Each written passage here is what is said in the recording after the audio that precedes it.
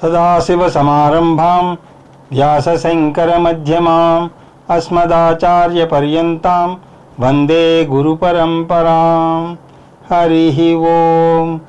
శ్రీ గురుభ్యో నమః. హరి ఓం. పార్థాయ ప్రతిబోధితాం భగవతా నారాయణేన స్వయం వ్యాసేన గ్రథితాం పురాణమునినాం మధ్యే మహాభారతం అద్వైతామృతవర్షిణీం భగవతీం అష్టాదశాధ్యాయినీం అంబ త్వామనుసందదామి భగవద్గీతే భవద్వేషిణీం. యం బ్రహ్మా వరుణేంద్ర రుద్రమరుతస్తున్వంతి దివ్యైస్తవై వేదై సాంగపదక్రమోపనిషదై గాయంతి యం సామగా ధ్యానావస్థిత తద్గతేన మనసా పశ్యంతి యం యోగినః యస్యాంతం న విదుఃసురాసురగణా దేవాయ తస్మై నమః. ఓం శ్రీకృష్ణ పరబ్రహ్మణే నమః. స్మరవారం వారం కార్యక్రమంలో శ్రీమద్ భగవద్గీత జ్ఞానయజ్ఞంలో 19వ రోజు అధ్యయనానికి మీ అందరికీ స్వాగతం. విషయా వినివర్తంతే నిరాహారస్య దేహినః రసవర్జం రసోప్యస్య పరం దృష్ట్వా నివర్తతే. ఇక్కడ శ్రీకృష్ణ పరమాత్మ వ్యసనాన్ని 2 రకాలుగా అభివర్ణిస్తున్నాడు. ఇంద్రియాలు లొంగిపోవటం, మనస్సు లొంగిపోవటం. ఇంద్రియాలను బయటకు లాగినా సరే మనస్సు త్వరగా ఆ వ్యసనం నుంచి బయటపడదు. అందువల్ల చాలామంది ఏదైనా ఒక నిర్ణయానికి వచ్చినా సరే అలా వచ్చి దాన్ని మానిన మనస్సు కుదుటపరుచుకోవడం చేతకాక మళ్ళీ దానికి బానిసలైపోతూ ఉంటారు. అందువల్ల మనస్సు విషయంలో చాలా జాగ్రత్త పడాలి అని అంటున్నాడు శ్రీకృష్ణ పరమాత్మ. విషయా వినివర్తంతే. దేనికైతే ఒక వ్యక్తి బానిస అవుతాడో ఆ వస్తువును అతని ఇంద్రియాలు స్వీకరించకపోతే అది అతనికి బాహ్యంగా దూరం అవుతుంది. కానీ రసవర్ణం, కానీ వాటిపై ఆసక్తి ఇంకా మిగిలి ఉంటుంది. కొంతమంది ఏదో తొందరపడి సన్యాసం స్వీకరించి ఋషికేశ్కో ఉత్తరకాశీకో వెళ్ళిపోతారు. కానీ అక్కడికి వచ్చినటువంటి గృహస్థుల్ని చూసినప్పుడు అతని మీద ఈర్ష్యపడి తను అనవసరంగా ఏమైనా తొందరపడి స్వీకరించానా అని బాధపడతారు. అటువంటి సన్యాసుల గురించి కృష్ణ పరమాత్మ 4వ అధ్యాయంలో చాలా చక్కగా మాట్లాడతాడు. అంటే వారు శారీరకంగా సన్యాసి వేషధారణ వేశారే కానీ మానసికంగా సన్యసించలేదు. అటువంటి ఎన్నో సమస్యలను వాళ్ళు ఎదుర్కొంటారు. దానికన్నా కూడా ప్రపంచంలోనే ఉండి పరిణతి చెంది దాని నుంచి దానికి అతీతంగా ఎదగాలి. ఇంద్రియ నిగ్రహం వేరు, ఇంద్రియాలను అణగదొక్కడం వేరు. అణగదొక్కడం చాలా ప్రమాదకరం. వాటి మీద రాగం త్వరగా పోదు. అందువల్ల కోరికలకు అతీతంగా ఎదగాలి. వస్తువులు పోయాక వాటి మీద రాగం కూడా పోవాలి. అది పోవాలి అంటే మన మనస్సులో ఏర్పడినటువంటి శూన్యాన్ని ఆధ్యాత్మిక ఆనందంతో నిలపాలి. అది శ్రేష్టమైనటువంటి ఆనందం. నిజానికి చాలామంది సన్యాసిని చూసి జాలి పడుతూ ఉంటారు.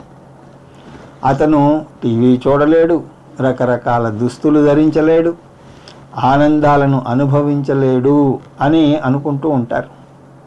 కానీ అతను జ్ఞానం వల్ల పొందిన ఆనందం ఈ చిన్న అశాశ్వతమైన ఆనందాల కన్నా ఎన్నో రెట్లు ఎక్కువ. కానీ అసలు సిసలైనటువంటి ఆనందాన్ని కనుగొనేంత వరకు ఈ తపన మాత్రం పోదు. పరం దృష్ట్వా, పరదర్శనం అంటే ఆత్మజ్ఞానం. అది దృఢపడితే అతను పొందే ఆనందం దాని ముందు ఈ లౌకిక ఆనందం అంతా కూడా దిగదుడిపే. కృష్ణ పరమాత్మే అంతకుముందు శ్లోకంలో చెప్పాడు, మంచినీటి సరస్సును కనుగొన్నటువంటి వ్యక్తి చిన్న సరస్సుల వెంటబడడు. పూర్వం కొళాయి తిప్పితే పంచభూతాల్లో ఏదో ఒకటి వచ్చేది. ఒకసారి గాలి వస్తుంది, ఒకసారి నీరు వస్తుంది, ఒకసారి రాళ్ళు మట్టి వస్తాయి. నీళ్లు వస్తాయో రావో ఖచ్చితంగా చెప్పలేం. అలా ఉండేది పరిస్థితి. నివర్తతే, ఆత్మజ్ఞానం పొందితే ఈ ఆసక్తి తొలగిపోతుంది. మంచినీరు దొరికితే చిన్న చిన్న సరస్సులు జోలికి ఎలా పోడో, ఆత్మజ్ఞానం అనే ఆనందం పొందిన తర్వాత ఆ వ్యక్తి చిన్న చిన్న ఆనందాల కోసం వెంపర్లాడడు. అంత మాత్రాన్న అతను లౌకిక విషయాలను ఆనందించడు అని అనుకోకూడదు. అది కూడా ఒక అపోహే. పెళ్ళిళ్ళకు, పుట్టినరోజు పండుగలకు, ఇలాంటి వేడుకలకు అతను కూడా వెళతాడు. ఎవరైనా జోకు వేస్తే నవ్వుతాడు, అంతేగాని మొహం చిటపట్లాడించడు. అందువల్ల ఆధ్యాత్మిక ఆనందం కలిగితే లౌకిక ఆనందాలను అనుభవించకూడదు అని అనుకోకూడదు. ఇవన్నీ కూడా బోనస్ ఆనందాలు. అవి వచ్చినా ఆనందమే, రాకపోయినా సరే ఆనందమే. ముందే చూసినట్లుగా 5 మ్యాచ్ల సిరీస్లో 3 మ్యాచ్లు వరుసగా గెలిస్తే ఆట ఆడడం మానేయరు. భారత జట్టు ఇంకా ఉత్సాహంతో తర్వాత మ్యాచ్లు ఆడతారు. కాకపోతే అవి ఓడితే డీలా పడరు. అందువల్ల జ్ఞాని లౌకిక ఆనందాలను అనుభవిస్తాడు, కానీ అదే పరమ ఆనందం అని అనుకోడు. అవి వచ్చినా పొంగిపోడు, రాకపోయినా సరే కుంగిపోడు. యతతో హ్యాపి కౌంతేయ పురుషస్య విపశ్చితః ఇంద్రియాణి ప్రమాదీని హరంతి ప్రసభం మనః. ఈ శ్లోకంలో ఇంద్రియ నిగ్రహం అనుకున్నంత తేలిక కాదు అని నిరూపిస్తున్నాడు కృష్ణ పరమాత్మ. దీని నుంచి మనం 2 పాఠాలు నేర్చుకోవాలి. ఒకటి, ఇంద్రియ నిగ్రహం చేసే ప్రయత్నంలో మనం మొదటిసారి ఓడిపోవచ్చు. అంత మాత్రాన ఆ విషయంలో అపరాధ భావనతో మనం కృంగిపోవాల్సిన అవసరం లేదు. ఇది మొదటి పాఠం. కానీ అదే సమయంలో మనం అప్రమత్తతతో ఉండాలి. అది 2వ పాఠం. అంటే కుంగిపోకూడదు, అలాగే ఏమరిపాటు కూడా ఉండకూడదు. చాలా జాగ్రత్తగా ఉండాలి. మనం మాట్లాడేది, చూసేది అన్నీ జాగ్రత్తగా గమనించాలి. ఇంద్రియాణి ప్రమాదీని. ప్రమాదీని అంటే మదించేటువంటి కవ్వం లాంటివి ఈ ఇంద్రియాలు. మజ్జిగ చిలికే కవ్వం మజ్జిగను చిలికినట్టుగా మన ఇంద్రియాలు మనస్సు అనే మజ్జిగను తీవ్రంగా చిలుకుతాయి. అది కూడా 1 కాదు, 2 కాదు, 5 ఇంద్రియాలు. ఒక వ్యక్తి ఎప్పుడో ఏదో మాట అంటే దాన్ని సంవత్సరాల తరబడి గుర్తించుకుంటాం. నిజానికి సగం సమస్యలకు కారణం ఈ మాటలే. 5 ఇంద్రియాల్లో 2 ఇంద్రియాలు అయితే చాలా శ్రేష్టమైనవి. అవి కళ్ళు, చెవులు. మనః హరంతి. అవి మనస్సుని వేదాంతం నుంచి దూరంగా తీసుకువెళ్ళిపోతాయి. 1 గంట సేపు వేదాంతాన్ని ఏకాగ్రతతో విన్నా కూడా మీరు లేచే ముందు ఎవరో ఏదో మాట అంటారు. అంతసేపు విన్న వేదాంతం గాలికి ఎగిరిపోతుంది. ఆ ఒక్క మాట మనస్సుని తీవ్రంగా గాయపరుస్తుంది. అందువల్ల ఇంద్రియాలు మనస్సును తీసుకువెళ్ళిపోతాయి అని అంటున్నాడు ఇక్కడ కృష్ణ పరమాత్మ. దేని నుంచి అంటే గీతా బోధ నుంచి, ఉపనిషత్తుల బోధ నుంచి. వారి మీద కస్సుమని లేస్తారు. నువ్వు నేర్చుకున్న పాఠం ఇంతేనా? నీ గురువు నీకు ఇదే చెప్పాడా? అలా అంటే ఇంకా కోపం ముంచుకొచ్చేస్తుంది. ఏమాత్రం అజాగ్రత్తతో ఉన్నా సరే వేదాంతం అంతా కూడా గాలికి ఎగిరిపోతుంది. అందువల్ల వేదాంతాన్ని జీర్ణించుకోవాలి అంటే జాగ్రత్తగా ఉండండి.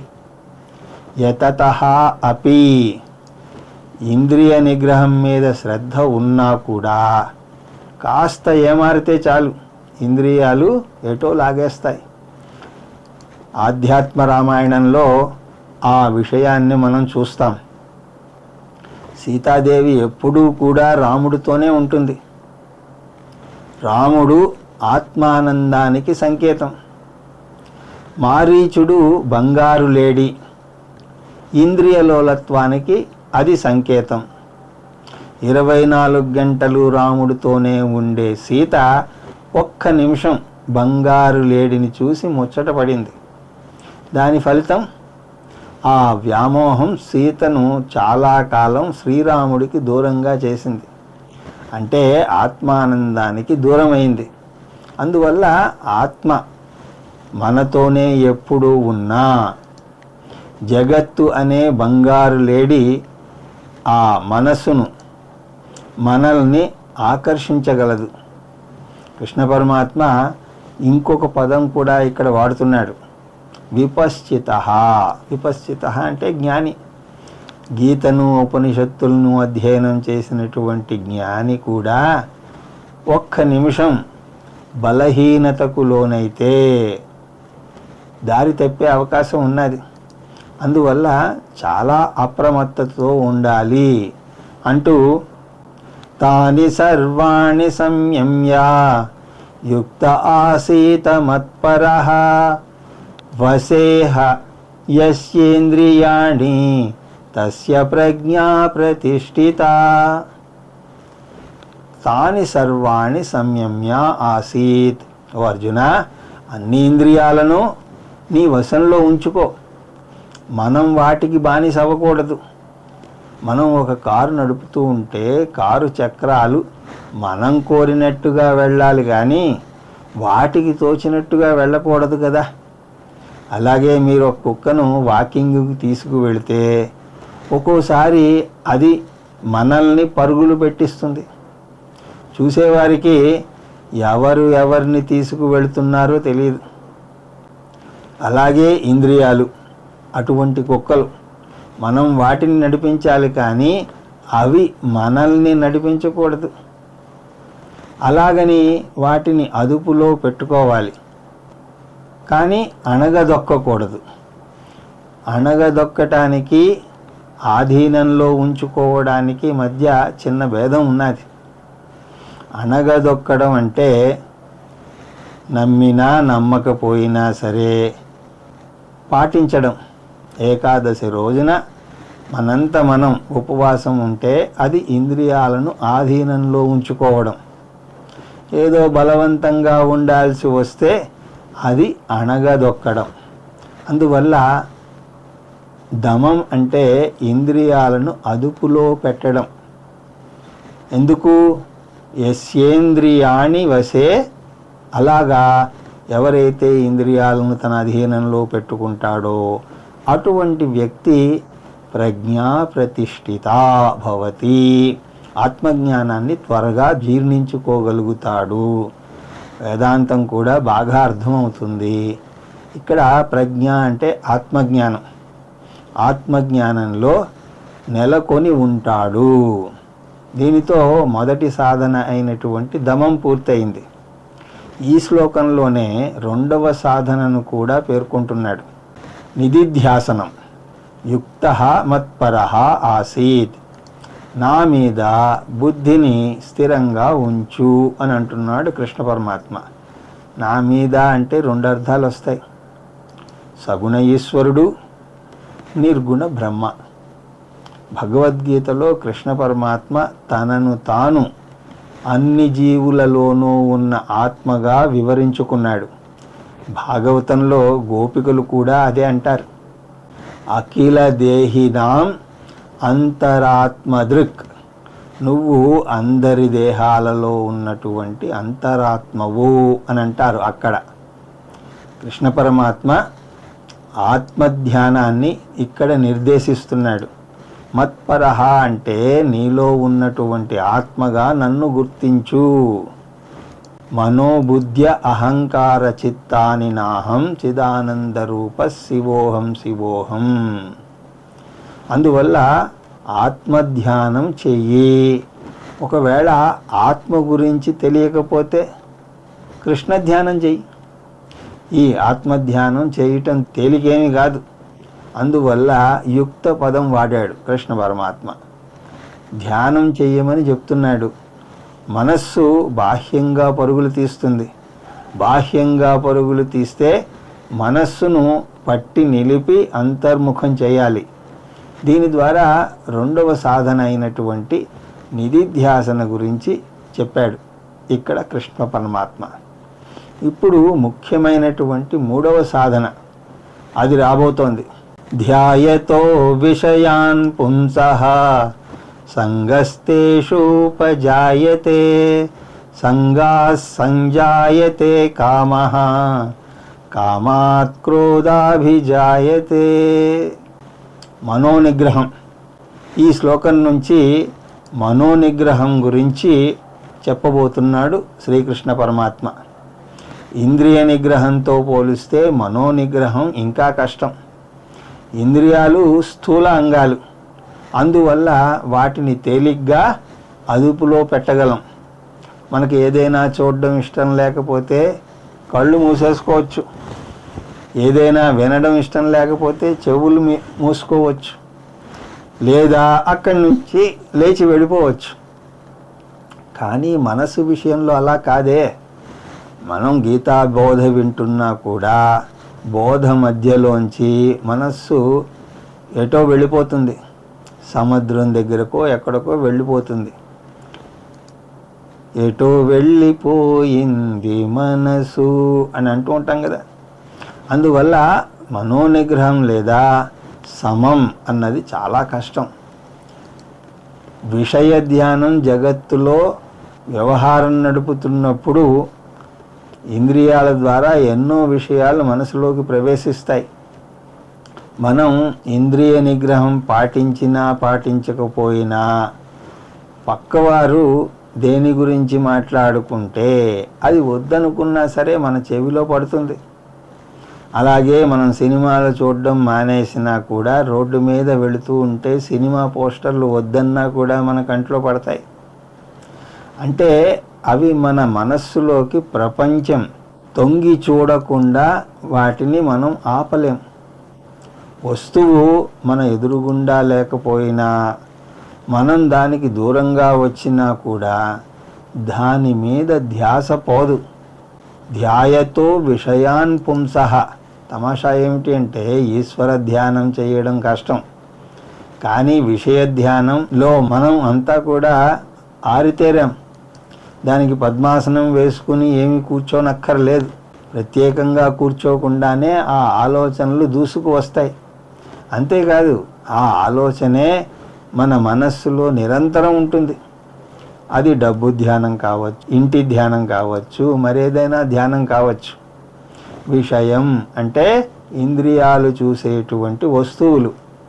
వేదాంతపరంగా విషయ ధ్యానాన్ని మన విచక్షణా శక్తిని ఉపయోగించి మొగ్గ తొడగక ముందే తొలగించి వేయాలి. ఒక వస్తువుని చూస్తే దాని గురించి పదే పదే ధ్యానం చేయాల్సిన అవసరం ఉందా లేదా అన్నది బేరీజు వేసుకుని చూడాలి. దాని గురించిన కలలు ఆరోగ్యకరమైనవి అవునో కాదో నిర్ణయించుకోవాలి. ఒక వస్తువు గురించి వచ్చినటువంటి మొదటి ఆలోచన చాలా బలహీనంగా ఉంటుంది. అప్పుడు మనస్సును దాని నుంచి మరలించుకోవడం చాలా తేలిక. కానీ దాన్ని అలాగే వదిలేసామో మన పని అయిపోయినట్లే. చిన్న బుడగలా మొదలైనటువంటి ఆ ఆలోచన అంతకంతకు పెరిగి ఒక మహాశక్తివంతమైనటువంటి అలగా మారుతుంది. రెండవ దశ ఏమిటి అంటే తేషు సంగః ఉపజాయతే. ఆ వస్తువు మీద ఆసక్తి కలుగుతుంది. అది ఉంటే నాకు ఆనందం కలుగుతుంది అని అనుకుంటాం. కానీ ప్రపంచం ఆనందము కలుగజేయదు, దుఃఖము కలుగజేయదు అంటుంది వేదాంతం. మరి అయితే ప్రపంచం ఏమిటి అంటే ప్రపంచమే అంతే. మనమే దానికి రంగులు పులుముతూ ఉంటాం. ఆనందం కలగజేస్తుందని, దుఃఖంలో పడేస్తుందని ఈ విధంగా అంటూ ఉంటాం. మనకు శాస్త్రీయ సంగీతం ఇష్టం, పిల్లలేమో పాశ్చాత్య సంగీతాన్ని ఇష్టపడతారు. ఆ సంగీతాన్ని మనం భరించలేం. పైగా తలనొప్పి వస్తుంది, ఆపేయండి అని అంటాం, వారిని అరుస్తూ ఉంటాం. ఇప్పుడు చెప్పండి, పాశ్చాత్య సంగీతం ఆనందహేతువా దుఃఖహేతువా? అది మనం చూసేటువంటి దృష్టిని బట్టి ఉంటుంది. ఇక విషయ సంగమం, మనస్సు చేసే గారిడి చూడండి. దేన్నైనా సరే పదే పదే వింటే దాన్ని మెచ్చుకునే స్వభావం పుడుతుంది. చివరికి మనకి విసుగు పుట్టించేటువంటి ప్రకటన కూడా ఆ రాగం 10 సార్లు వినేసరికి మనకి తెలియకుండానే ఆ రాగాన్ని కూని రాగంగా తీస్తాం. మనకు అదంటే చచ్చే చిరాకు. కానీ మనమేం చేస్తున్నాం? మనమే ఆ పాట పాడుతున్నాం. మనస్సుకి ఆ శక్తి ఉన్నది, అది బాగుంది, ఆకర్షణీయంగా ఉంది అని అనుకుంటాం. ఆ దృక్పథాన్ని విషయ సంగమం అని అంటారు. అందువల్ల కృష్ణ పరమాత్మ విషయ ధ్యానాత్ సంగః జాయతే అని అంటున్నాడు. అంటే దాని మీద రాగం, అది కూడా తప్పులేదు. అది అందంగా ఉంది అని అంటున్నారు అంతే. గులాబీ పువ్వు అందంగా ఉంది అంటే అది ఈశ్వర విభూతి. మనం భగవంతుణ్ణి కీర్తిస్తున్నాం, అక్కడితో ఆగితే బాగానే ఉంటుంది. కానీ మనం ఒక అడుగు ముందుకు వెళ్తాం. అది బాగుంది బాగుంది బాగుంది అని 10 సార్లు అనుకుని అది నా చేతిలో ఉంటే ఇంకా బాగుంటుంది అని అనుకుంటాం. పోనీ అక్కడితో ఆగుతామా అంటే లేదు, నాకది కావాలి నాకది కావాలి అని పదే పదే దాన్ని ధ్యానం చేస్తాం. చివరికి ఏ దశకు వెళతాము అంటే అది లేకపోతే నేను ఉండలేను అని అంటాం. ఆ వస్తువు లేకపోతే, ఆ వ్యక్తి లేకపోతే, ఆ పరిస్థితి లేకపోతే నేను జీవించలేను. దానికోసం ఏదైనా చేయడానికి సిద్ధమే. దీన్ని ఏమంటారు? విషయ సంగం అని అంటారు. తర్వాత విషయ కామం. కామః అంటే కామం అంటే కోరిక. కామం అంటే ఆ కోరికకు పూర్తిగా బానిస అయిపోవడం. నేను పూర్ణుణ్ణి, నేను అద్వితీయాన్ని, నాకు భిన్నంగా ఏదీ లేదు అన్న నేర్చుకున్న వేదాంత బోధ అంతా కూడా గాలికి ఎగిరిపోతుంది. బాహ్య వస్తువుని ఏదో నాకు శాశ్వతమైనటువంటి ఆనందాన్ని ఇవ్వలేదు, నేను ఆనంద స్వరూపుణ్ణి అని నేర్చుకున్నదంతా కూడా మర్చిపోయి ఆ వస్తువు లేదా ఆ వ్యక్తి లేకపోతే నేను జీవించలేను అనే నిర్ణయానికి వచ్చేస్తాం. దీన్ని విషయ కామం అని అంటారు. సంగాత్ కామః సంజాయతే. అందువల్ల తీవ్రమైనటువంటి కోరిక పుడుతుంది. అంటే విషయ ధ్యానం విషయ సంగత్వానికి, విషయ సంగత్వం విషయ కామానికి దారితీస్తుంది. అప్పుడేమవుతుంది? కామాత్ క్రోధోభిజాయతే. ఆ కోరిక తీరకపోతే కోపం వస్తుంది. దీన్ని క్రోధం అని అంటారు. సమస్య అంతవరకు తీవ్రతర రూపం దాలుస్తుంది. కామం వల్ల కోరిక తీరవచ్చు, తీరకపోనవచ్చు. కృష్ణ పరమాత్మ కోరిక తీరని మార్గం గురించి చెప్తున్నాడు. ఈ రోజుల్లో ప్రతిదానికి కూడా చాలా పెద్ద పోటీయే ఉంటుంది. ఒక వస్తువు మనం కొనాలని బజారుకు వెళితే క్షమించండి, ఇప్పుడే ఎవరో ఆ వస్తువు తీసుకువెళ్ళిపోయారు అని అంటారు. పోనీ ఇంకొకటి ఇవ్వండి అంటే అది ఒక్కటే ఉందండి అంటారు. తీరని కోరిక కోపంగా మారుతుంది. నిజానికి కోపమే కోరికకు ఇంకొక రూపం. అందువల్ల తీరని కోరిక కోరడం వల్ల కోపం వస్తుంది. వ్యాపారంలో తనకు అడ్డు వచ్చిన వారిని అణగదొక్కడానికి అనేక మార్గాలను కొందరు ఉపయోగించడం మనం చూస్తూనే ఉంటాం. దీనికి కారణం వారి తీవ్రమైనటువంటి కోరిక. తీవ్రమైన కోరిక ఉన్న వ్యక్తి ఎటువంటి పని చేయడానికైనా సరే జంకడు. ఇది ఒక పరిస్థితి.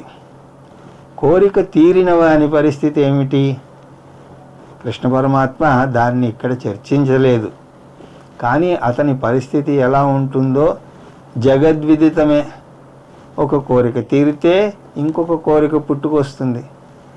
100 ఉంటే 1000 కావాలి అనిపిస్తుంది. 1000 ఉంటే లక్షలు కావాలి అని అనిపిస్తుంది. లక్షలు ఉంటే కోట్లు కావాలి అని అనిపిస్తుంది. అలాగా ఆశకు అంతెక్కడ చెప్పండి. అందువల్లనే జూదగాళ్ళు జూతంలో కొంత ఎక్కువ డబ్బు సంపాదించినా సరే ఇక జూదాన్ని ఆపరు. ఇంకా ఇంకా ఇంకా వస్తుందనే ఆశతోటి ఇంకా ఆడతారు. ఎవరి దాకానో ఎందుకు? సాక్షాత్తు ధర్మరాజే జూదానికి బానిస అయ్యాడు. మహాభారతం నుంచి నేర్చుకోవాల్సినటువంటి ముఖ్యమైన పాఠాల్లో ఇదొకటి. చెడు వ్యసనాలకు బానిస అయితే అది ధార్మికుణ్ణి కూడా నాశనం చేస్తుంది. అందువల్ల తీరిన కామం లోభానికి దారితీస్తుంది. కానీ కృష్ణ పరమాత్మ దాని గురించి మాట్లాడడం లేదు. తీరని కామం క్రోధానికి దారితీస్తుంది అని చెప్తున్నాడు. ఇప్పటిదాకా 4 దశలు చూసాం. విషయ ధ్యానం, విషయ సంగం, విషయకామం, క్రోధం. దానివల్ల క్రోధాద్భవతి సమ్మోహః, సమ్మోహాత్ స్మృతి విభ్రమః, స్మృతిభ్రంశాత్ బుద్ధినాశో, బుద్ధినాశాత్ ప్రణశ్యతి. క్రోధాత్ సమ్మోహః భవతి. మనస్సు క్రోధం కోరల్లో చిక్కుకుంటే వ్యామోహం కలుగుతుంది. దీన్ని సమ్మోహం అని అంటారు. అంటే విచక్షణ శక్తిని కోల్పోతాం. మంచి మర్యాద అన్నీ మర్చిపోతాం. మనం ఎవరో, మన ముందు ఎవరున్నారో అన్నీ మర్చిపోతాం. అది తల్లి, తండ్రి, గురువు, తాత, వయోవృద్ధుడు ఎవరైనా కావచ్చు. ఏం పట్టించుకోం.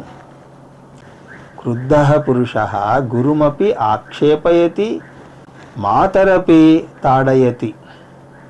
శంకరాచార్యులు వారు ఏదో సందర్భంలో అంటారు, కోపంగా ఉన్న వ్యక్తి గురువు మీద కూడా గట్టిగా అరుస్తాడు, తల్లినైనా సరే కొడతాడు.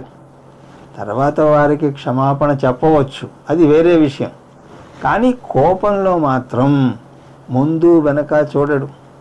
అందువల్ల సమ్మోహాత్ స్మృతి విభ్రమః. సమ్మోహం వల్ల మనం నేర్చుకున్నదంతా కూడా మర్చిపోతాం. మనం గీతలో ఏం నేర్చుకుంటున్నాము? నలుగురిలో ఏదో గొప్ప చెప్పుకోవడానికి, కాలక్షేపం అవడానికి కాదు. మన జీవితంలో ఏదైనా సరే క్లిష్ట పరిస్థితి వస్తే ఈ బోధ మనల్ని ఆదుకోవడానికి. అలా ఉపయోగించుకోలేకపోతే కర్ణుడిలాగా మనం అవుతాం. కర్ణుడికి ఎన్నో ప్రత్యేకమైనటువంటి మంత్రాలు వచ్చు, కానీ అతను అవసరమైనప్పుడు వాటిని వినియోగించుకోలేడు. అలా అతనికి శాపం ఉన్నది. పిల్లలు కూడా చూడండి, ఇంట్లో అన్ని జవాబులు చక్కగా చెప్తారు, అన్నీ రాస్తారు. కానీ పరీక్షా హాల్లో కూర్చునేసరికి మనస్సు ఏదో మొద్దుబారిపోతుంది, ఏమీ గుర్తురావు. బయటకు వచ్చాక మళ్ళీ వాటంతట అవే గుర్తొస్తాయి. అలాగా మనం మనసు నుంచి మన గీత ద్వారా పొందినటువంటి జ్ఞానంని మటుమాయమైపోయి ఒక్కోసారి కంప్యూటర్లో వైరస్ వచ్చినట్టుగా మన మనస్సు అనే కంప్యూటర్ని కోపం అనే వైరస్ పట్టుకుంటుంది. అందువల్ల నేర్చుకున్నటువంటి జ్ఞానం అంతా కూడా తాత్కాలికంగా మర్చిపోతాడు అని అంటున్నాడు ఇక్కడ కృష్ణ పరమాత్మ. దీన్ని స్మృతి విభ్రమ అని అంటారు. అక్కడ కూడా జాగ్రత్త పడకపోతే ఏమవుతుంది? బుద్ధినాశ. స్మృతి భ్రంశాత్ బుద్ధినాశ. జ్ఞానం ఎప్పుడైతే మర్చిపోతామో అప్పుడే బుద్ధి శాశ్వతంగా పోతుంది. ఇంతకుముందు సమ్మోహం అన్న పదాన్ని వాడాడు. అంటే విచక్షణ శక్తిని తాత్కాలికంగా కోల్పోతాము. దాంతో బుద్ధినాశం అని అంటున్నాడు. అంటే ఈ విచక్షణ శక్తిని శాశ్వతంగా మనం పోగొట్టుకుంటాం. ఎప్పుడైతే దాన్ని శాశ్వతంగా పోగొట్టుకుంటామో అప్పుడు ఇక మనం వెనక్కి తిరిగి వచ్చే అవకాశం ఉండదు. ఎందుకంటే మనకు ఇక బుద్ధి పని చేయదు. దానివల్ల ఏమవుతుంది? బుద్ధినాశాత్ ప్రణశ్యతి. బుద్ధి నాశనమైతే మనం మానవ స్థితి నుంచి పతనమవుతాం. దీన్ని ప్రణశ్యతి అని అంటున్నాడు. ఎప్పుడైతే బుద్ధి పని చేయడం మానేస్తుందో అప్పుడు మనకి పశువుకి భేదం ఏమీ ఉండదు. ఒక గాడిద గాండ్రించాలి అంటే పక్కన ఏమవుతోందో పట్టించుకోం. మనం కూడా అలా పక్కన ఎవరున్నారో చూసుకోకుండా భార్య మీదో పిల్లల మీదో అరిస్తే పశువుకి మనకి భేదం ఉండదు. కోపం రావచ్చు, వద్దండం లేదు. కానీ దాన్ని వెంటనే ప్రకటించకుండా నిగ్రహించుకోగలగాలి. ఏది తోస్తే అది చేస్తే అది పశు ప్రవృత్తి.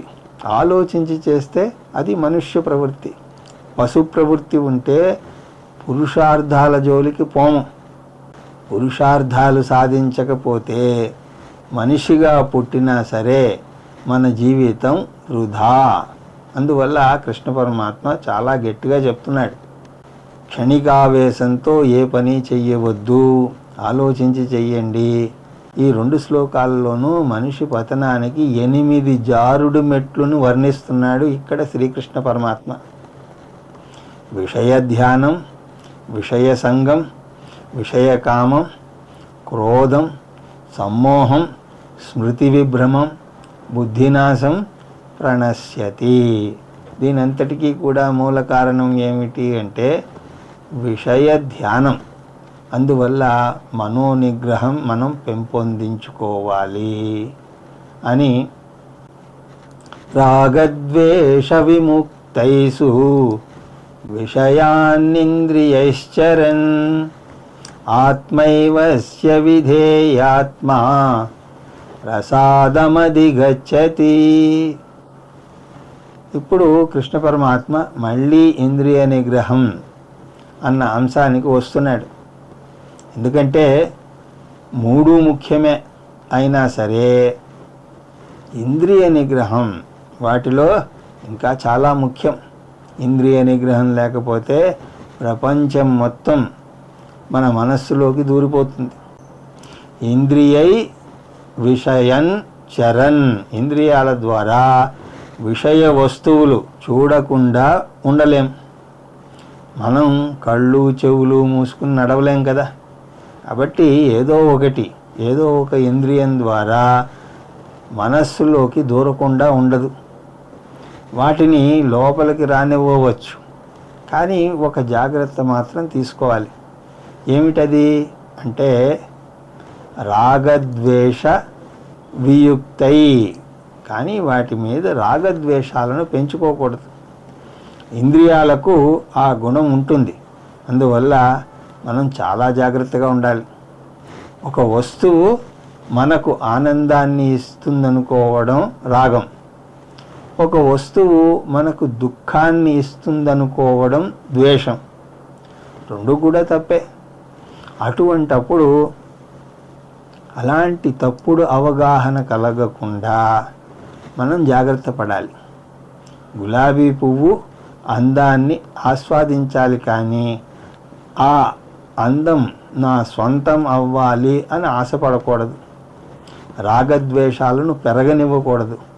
గీతాబోధకు వెళితే 4 రోజులు ఏదో ఒకచోటే కూర్చుంటే దాని మీద రాగం ఏర్పడుతుంది. రోజు అక్కడే కూర్చోవాలని అనిపిస్తుంది. ఎవరైనా అక్కడ కూర్చుంటే వారితో పోట్లాడతాం. అలాగా దేనికి కూడా బానిస అవ్వకూడదు. మధ్య మధ్యలో వేరే చోట కూర్చొని వినడానికి ప్రయత్నించాలి. ఇంద్రియాలను మన వశంలో ఉంచుకోవాలి. అంటే ఇంద్రియాలు మన మాట వినేలాగా చేసుకోవాలి.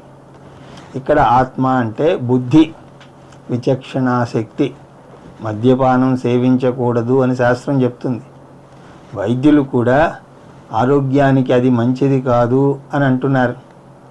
అలాంటప్పుడు దాన్ని ఎన్నడూ కూడా ముట్టుకోకుండా ఉండగలిగే శక్తిని మీరు పెంపొందించుకోవాలి. మొదటిసారే మనం నో అని గట్టిగా చెప్పగలగాలి.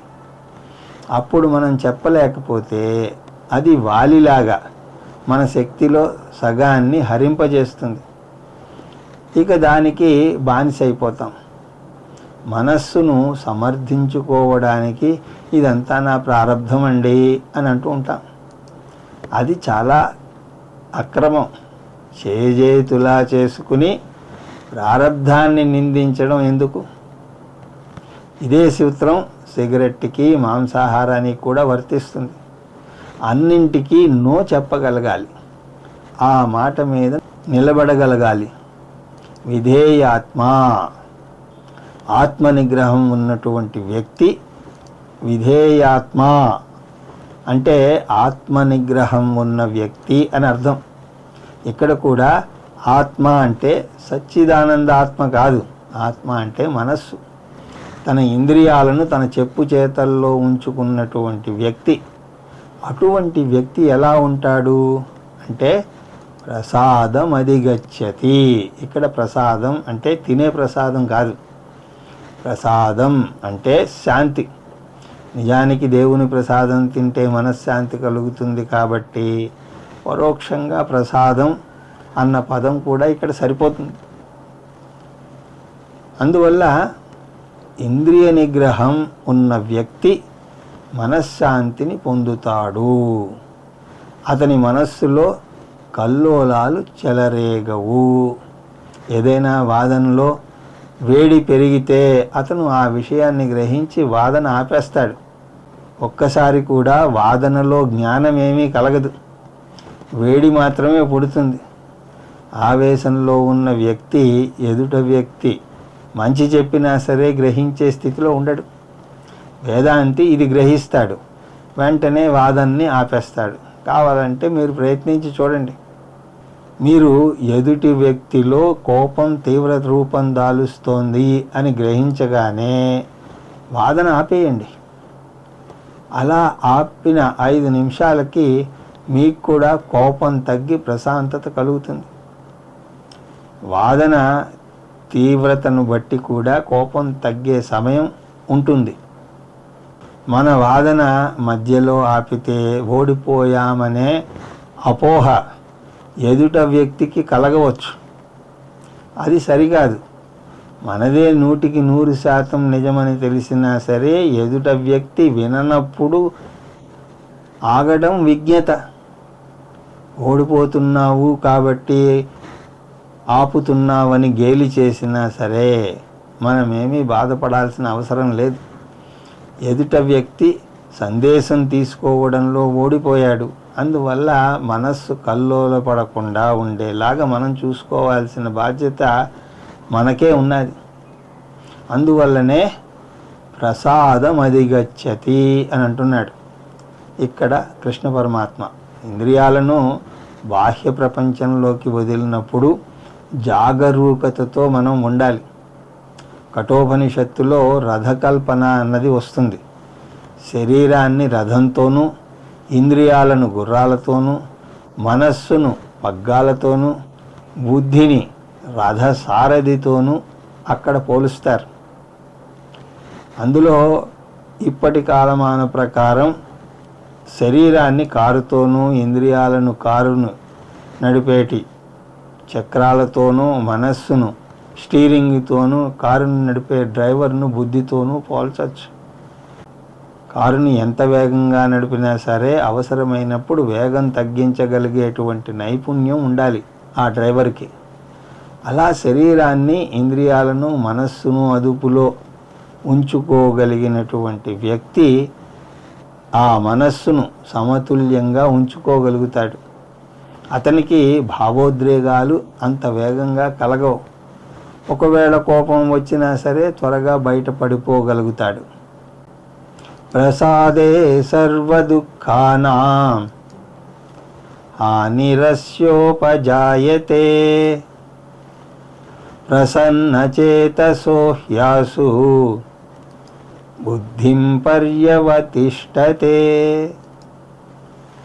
ఒకటి, సర్వదుఃఖానాం హాని అస్యా ఉపజాయతే. అన్ని దుఃఖాలు నశిస్తాయి. సమత్వం అన్ని దుఃఖాలను నశింపజేస్తుంది.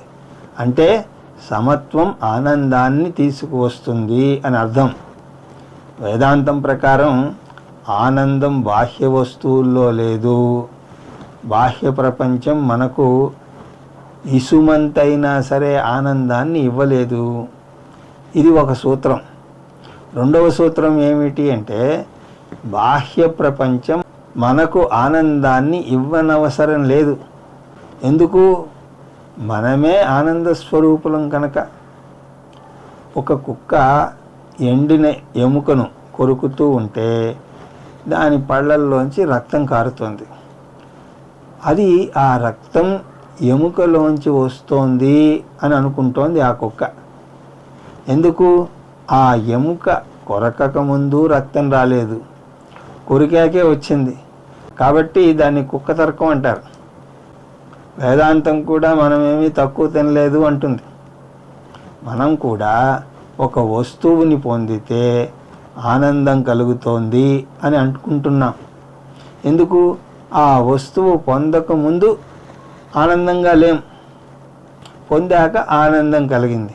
కాబట్టి ఆ వస్తువులోనే ఆనందం ఉన్నది అని అనుకుంటాం. వేదాంతం ఆ వస్తువు కూడా ఆ ఎముక లాంటిదే అని అంటుంది. ఎముకలో ఇసుమంతైనా సరే రక్తం లేనట్టే వస్తువులో కూడా ఇసుమంతైనా సరే ఆనందం లేదు. ఎముక తనలోని అంటే కుక్కలోనే ఉన్నటువంటి రక్తాన్ని బయటకు తెచ్చినట్టుగా వస్తువు మనలోనే ఉన్న ఆనందాన్ని బయటకు తెస్తుంది.